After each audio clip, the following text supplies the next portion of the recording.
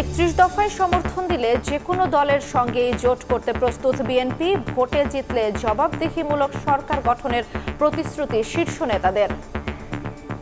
যুগপৎ আন্দোলনে যারা অংশগ্রহণ করেছে ফ্যাসিস্ট বিরোধী 31 দফা যাদেরকে দিয়ে আমরা দিয়েছি এবং এর সাথে যারা সমর্থন দেবে তাদেরকে আমরা স্বাগত জানাবো। জাতীয় সংসদ অবশ্যই মেধাবীদের পাঠশালা হতে হবে। কারো কারোর সাথে হয়তো আমাদের নির্বাচনে জোট হতেও পারে, তবে যুগপৎ আন্দোলনের শরিকদের সাথে আমরা নির্বাচন একসাথে করব। নির্বাচন বিলম্বিত করতেই পিআরের দাবি তোলার অভিযোগ ডাক্তার জাহিদের। কোনো কারণে এই দেশের নির্বাচন হবে কি হবে না এটি নিয়ে মানুষের মধ্যে এক ধরনের আশঙ্কা জমে, তাহলে লাভবান হবে পলায়নকৃত স্বৈরাচার। দেখছিলেন প্রধান শিরোনাম। দুপুরের সময় সঙ্গে আছি আমি জান্নাতুল দোলনা এবং আমি গোলাম রাব্বি। এবার অন্যান্য শীর্ষ সংবাদ। ডাকসু নির্বাচনের খসড়া প্রার্থী তালিকায় বাদ পড়াদের আপিল। শুনানি শেষে রোববার সিদ্ধান্ত।